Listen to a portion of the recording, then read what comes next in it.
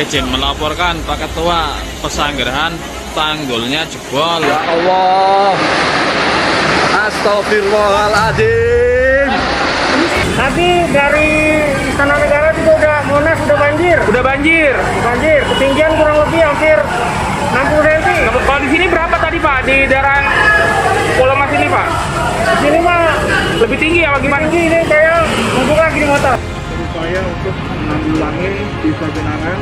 Dari SDA sudah membawa pompa apung berkapasitas 100 liter per detik, dan juga dari Bulkarmas sudah berupaya untuk mendatangkan tim damkar untuk berupaya juga menyedot genangan yang ada di lingkungan RT 11 dan 12. Kemarin di saat hujan besar itu bisa mencapai 60 cm di wilayah RT 8, RT 10, dan RT 3, dan juga di lingkungan RT 11 dan 12. Sebagai fasilitas sarana prasarana sudah kami siapkan, ya.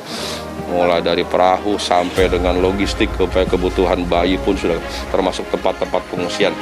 Yang penting sekarang kami ingin bahwa seluruh warga Jakarta waspada, hati-hati, standby ya.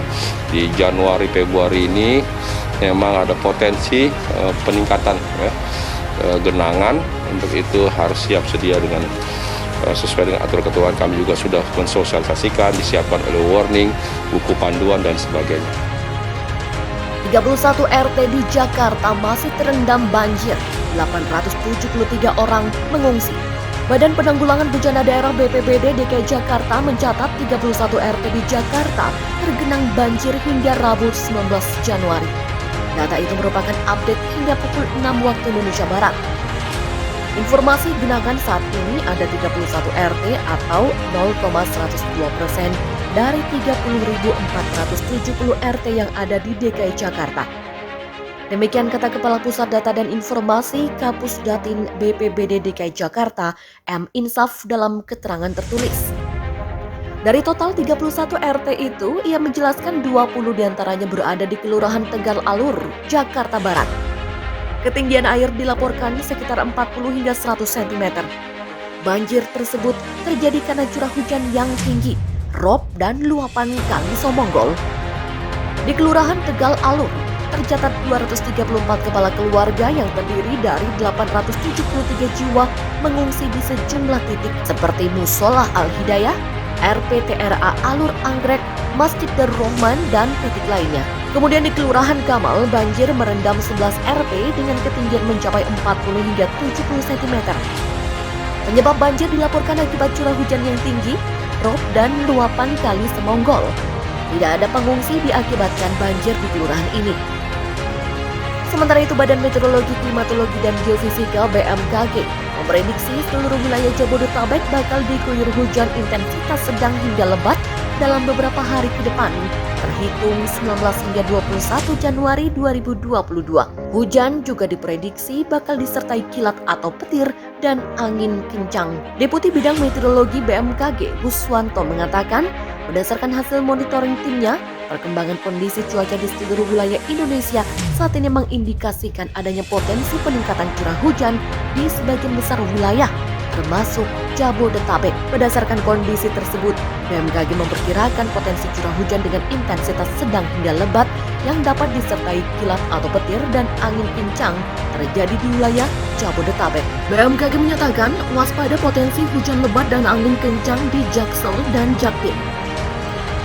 Badan Meteorologi, Klimatologi, dan Geofisika BMKG mengeluarkan peringatan dini potensi hujan lebat disertai kilat atau petir dan angin kencang di wilayah Jakarta Selatan dan Jakarta Timur pada siang dan malam hari Senin 10 Januari 2022.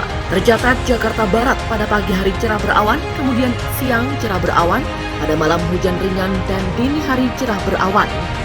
Selain itu, suhu antara 24 hingga 29 derajat Celcius. Jakarta Pusat pada pagi hari cerah berawan, kemudian siang berawan, pada malam hari hujan ringan, dan dini hari hujan ringan. Selain itu, suhu antara 25 hingga 28 derajat Celcius. Sementara Jakarta Selatan, pada pagi hari cerah berawan, kemudian siang hujan sedang, pada malam hari cerah berawan, dan dini berawan. Selain itu, suhu antara 24 hingga 30 derajat Celcius. Jakarta Timur pada pagi hari berawan, kemudian siang hujan sedang, pada malam hari cerah berawan dan dini hari berawan. Selain itu suhu antara 24 hingga 30 derajat Celcius. Sementara Jakarta Utara pada pagi hari cerah berawan, kemudian siang berawan, pada malam hari hujan ringan dan dini hari hujan ringan. Selain itu suhu antara 25 hingga 28 derajat Celcius. Kepulauan Seribu pada pagi hari cerah berawan, kemudian siang berawan, pada malam hari cerah berawan dan dini hari hujan sedang. Selain itu suhu antara 26 hingga 28 derajat Celcius. Hujan deras, bencana alam melanda 3 kecamatan di Kabupaten Semarang. Hujan deras yang mengguyur sebagian besar wilayah Kabupaten Semarang, Jawa Tengah sepanjang Selasa siang hingga petang menyebabkan bencana alam di sejumlah lokasi. Mulai dari banjir bandang, angin puting beliung, serta tanah longsor. Sejauh ini belum ada laporan mengenai adanya korban jiwa terkait dengan bencana hidrometeorologi yang terjadi di beberapa titik ini. Berdasarkan informasi yang masuk ke kantor BPBD Kabupaten Semarang, hujan deras di wilayah Ambarawa mengakibatkan lingkungan Bugisan, Kelurahan Lodoyong, Kecamatan Ambarawa, Kabupaten Semarang, terendam luapan air Sungai Panjang. Tak hanya puluhan hektar lahan pertanian warga yang terendam, luapan air Sungai Panjang juga menggenangi kawasan pemukiman warga. Sejumlah akses jalan juga lumpuh akibat genangan air dengan arus deras tersebut. Banjir bandang di lingkungan Bugisan karena luapan air Sungai Bugisan yang meningkat cukup signifikan. Demikian ungkap Kepala Pelaksana Harian Kalakhar BPBD Kabupaten Semarang, Heru Subroto, yang konfirmasi melalui sambungan telepon. Sementara itu relawan Koko Komarullah mengungkapkan terjangan luapan air Sungai Panjang juga mengakibatkan akses jalan menuju RSUD Gunawan Mangunkusumo atau Jalan RA Kartini dari arah Tambak Boyo juga lumpuh karena tertutup air dengan arus deras. Guna menghindari resiko yang lebih buruk, ruas Jalan RA Kartini menuju RSUD Gunawan ditutup dan arus lalu lintas harus dialihkan. Guna menghindari resiko yang lebih buruk, ruas Jalan RA Kartini menuju RSUD Gunawan Mangunkusumo ditutup dan arus lalu lintas harus dialihkan melalui jalur lingkar Ambarawa atau Jalan Jenderal M. Sarbini. Karena air yang menutup sebagian ruas Jalan RA Kartini masih berarus cukup deras dan dapat membahayakan para pengguna jalan.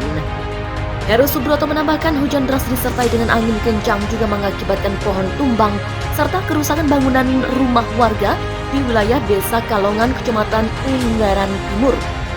Sementara hujan deras juga mengakibatkan longsor di wilayah Desa Trayu, Kecamatan Sumawono. Akibatnya, material longsor menutup akses jalan provinsi penghubung Kabupaten Semarang dengan Kabupaten Temanggung. Saat ini tim reaksi cepat TRC BPBD Kabupaten Semarang telah berada di lokasi kejadian dan melakukan upaya penanganan awal, baik untuk bencana banjir bandang, puting beliung maupun tanah longsor. Untuk banjir bandang di lingkungan Bugisan, masih jelas Heru dipicu luapan air Sungai Panjang.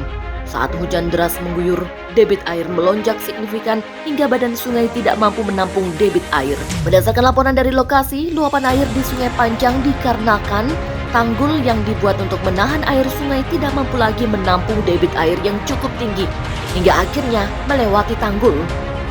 Hingga Selasa sore, tim dari BPBD dan dukungan TNI, Polri, relawan, serta masyarakat masih melakukan penanganan darurat di sejumlah lokasi terdampak bencana, seperti pembersihan material longsor dengan alat berat, pemotongan pohon tumbang, dan melakukan pemantauan debit air di Sungai Panjang. Sebab intensitas hujan belum mereda hingga kewaspadaan terus ditingkatkan.